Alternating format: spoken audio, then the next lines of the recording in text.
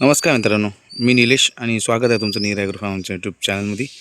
तर आज विषय मित्रांनो जरा वेगळा आहे।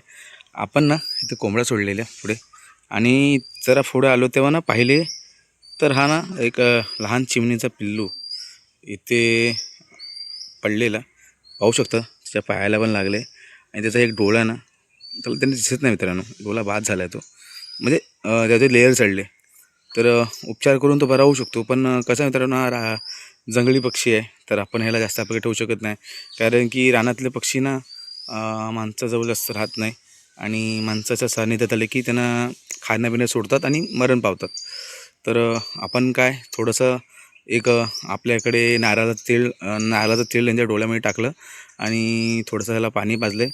बघूया संध्याकाळपर्यंत जर हा राहिला इकडेच तर 100% याला आपल्याकडे ठेवीन। आणि मी पाहतच आहे कुठला मांजर वगैरे कुठला दुसरा कुत्रा वगैरे ह्याला काय त्रास देऊ नये, तर माझं लक्ष याच्यावरती असणारच आहे। तर खूप सुंदर पक्षी आहे मित्रांनो।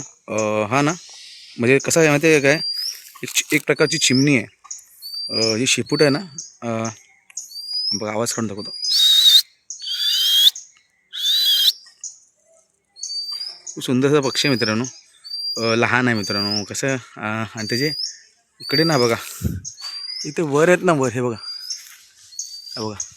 हे बघा वरती त्याचे आई वडील आहेत ना, त्याला शोधतायत। हे बघा हे बघा हे बघा, तर ते त्याची देखरेख करतायत आणि कसं आपण त्याला वेगळं ठेवू शकत नाही। तर हे बघा खूप लहान पिल्ले मित्रांनो, बघूया संध्याकाळपर्यंत वाट बघतोय मी काळ होईपर्यंत। तर त्याचे आई वडील नाही आले, तो थोडा उडतोय मित्रांनो आणि आपण 5-10 दिवस ह्याला ठेवली ना आपल्याजवळ 100% हा बरा होईल।